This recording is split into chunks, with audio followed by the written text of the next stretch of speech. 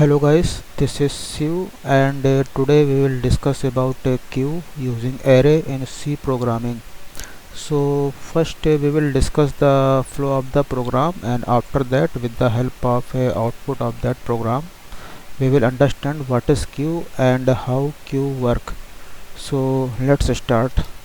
So this is our program name queue dash 1, because this is our first program under the topic queue, so that's why. So now hit enter button. So this is our program. So first I commented queue dash 1, and after that this program is about queue using array in C programming. Okay guys, so first we will include stdio.h, stdlib.h. After that we will define maximum size. We will define max macro, and its size is 50. And here we are taking a queue array. This is array which is integer type, and we are passing here max macro, which size is 50. Okay, so this queue array size is 50, means at a time 50 element this queue can contain. And this is a rear, and this is a front variable which is integer type. With the help of a rear variable we will insert the element in the queue. With the help of this front integer variable we will delete the element in the queue. Okay guys, so here we are initializing -1 -1 denote that there is no element in the queue array this time. And here we are declaring the display function to display the queue. And after that there is a method queue start banner. This queue start banner method is for designing part, which will show the some lines and some headings when program will run. And this is another method queue end banner, and here we are giving some lines at the end of the banner. This is for designing part only, so that our output should look good. Okay guys, and this is insert method. We will come here as per the flow of the program, and this is a delete method to delete the element in the queue. This is the display method to display the element in the queue. And this is the wrong choice. Whenever any wrong choice has been entered by the user, then we will call this method. And this is our main method. So execution will start from main, so we will start from here. So first we will write system clear to clear the terminal when program will run. Queue start banner to print the heading queue. We will take integer choice, and this is the infinite loop, while loop infinite.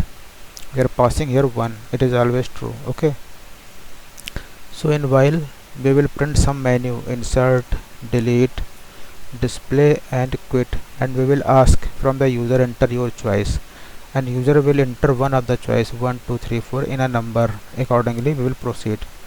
So after taking the input from the user through scanf, we will clear the terminal and will pass this choice whatever user will enter to the switch statement here.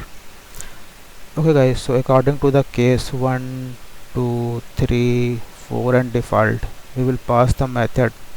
In the case 1, user will insert some element in the queue. In case 2, user will delete a element in the queue. In case 3, user will display queue element, and in case 4 you will come out of the program. And if user will enter any other value from 1 to 4, it will go to the default, and it will print a message wrong choice. Okay guys, so these cases are based on the menu, whatever menu we are showing here. Here 1 2 3 4, accordingly we are giving here case: insert, delete, display and exit. Okay guys, so suppose that user has entered 1 in the menu, so control will come here in the case 1, and this insert method will be called. So control will go to the insert method. So we will go in insert. Here control will come here. So here we will take a integer variable arrayed item and will check whether real is equal to max minus 1 or not. So if real is equal to max minus 1, it means that queue is full. Okay, so we will print the message queue overflow and will return from here. Okay guys, otherwise if this is false, then earlier as we describe, front was minus 1, so it will check if front is equal to minus 1, then queue is empty. So we will make front equal to 0, means we will assign 0 to the front, because a array index in C and C++ start from 0, so that's why. So here we will ask from the user input the element for adding in queue. We will take input through scanf, and we will increment the rear also, because rear in the starting was minus 1, so minus 1 plus 1 will become 0, so rear will also here take 0 value as well as front. Okay, so here at the rear index we will assign that item in this index in the array. So this added item will be inserted in this array, queue array, at this index rear. Whatever value it will get from here. Okay guys, so after inserting the value we will print whatever element will be in the queue array, we will print here. So control will go into the display. So display method is here. So here we are taking the integer I, and here we are checking two condition: if front is equal to minus 1 or front is greater than rear. In this case we will come here. So if this is the case, front is greater than rear, then queue is empty during the deletion. Suppose that in arrays there are some elements, so if we are deleting continuously, then there will be a time when front will be greater than rear. So this condition is that our queue is empty. So in this case we will reset the queue index front and rear to minus 1. Okay guys, and we will print the message also, queue is empty in these two cases, front equal to minus 1 or front greater than rear. And here we are printing some banner also, start banner and end banner. Okay guys, and we will return from here. Else if a queue is not empty, then we will print the start banner. We will print this string front to denote the front position in the queue, and we will run the for loop. I will assign front, mean I will start from front, whatever front value will be 0 1 2 whatever, and less than equal to rear here, and I plus plus. So here we will first print the square bracket, so that queue should look when our program will run. And here we will print the value in the queue array at this index I. Okay, and this is the closing square bracket. So like this all queue element will be printed, and when for loop will be ended, we will print the rear string to denote the position of the rear in the queue. And here we are printing the front and rear value, so that we can know when our program will run what is the front value and what is the rear value. Okay guys, and this is the end banner to end the banner and new line.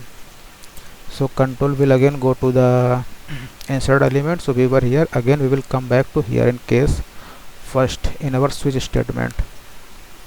We will come here again after inserting. Okay guys, so if everything will be okay, then we will come out of the switch statement, and again it will print the menu here: insert, delete, display, quit. So suppose that we are inserting 2 in the when it will ask enter your choice, so control will come to the delete element in the queue. So control will go to the delete function, so we will come here delete. So here we will also check two condition, if front is equal to -1 or front greater than rear. So this is also a condition that queue is empty. So again we will check the same condition as we were checking in display. Front is greater than rear means queue is empty during the deletion. So we will reset the queue index to -1. Start banner, here will print the message queue underflow if there is no element. In this case queue will be empty, there will be no element, so queue underflow message we will print. End of the banner and return. Okay guys, if queue is not empty, then we will delete the element. So first we will display the element deleted from the queue is queue array, and this front, whatever front value will be at the present, that value will be deleted. So we will show that value and we will increment the front variable. So when front variable will be increment, then array index will be increment. So array value will be denoted from that front variable. So here front variable is behaving as an index, starting index of the queue. So from this front variable queue will be printed. So this element at this index will not be part of the queue, so that element will supposed to be deleted. Okay, so here again we will call the display method to display all the element after deleting this element. Okay guys, so again control will come here in delete. In break we will come again out of the switch statement. Again it will print menu, it will ask some value. So insert we have completed, delete we have completed, display I have already described in inside insert and delete method. Now in exit, simply we will exit by passing the value 1, and if a user will enter any other value 1 to 4, then we will pass the control to this default. And here we are calling wrong choice method. In wrong choice we are simply we are calling the method start banner, printing value wrong choice and end of the banner. Okay guys, so like that like this our switch statement has been completed, and after that accordingly if user will exit, then we will come out of the program in case number 4. And I think start banner and end banner I have already described. It is designing part, it is containing some lines and headings. This is the start banner and this is the end banner. So like this our program is has been coded. So now let's compile and run the program and understand how queue work.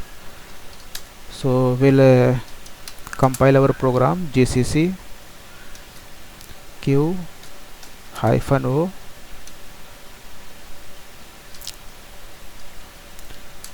queue -1.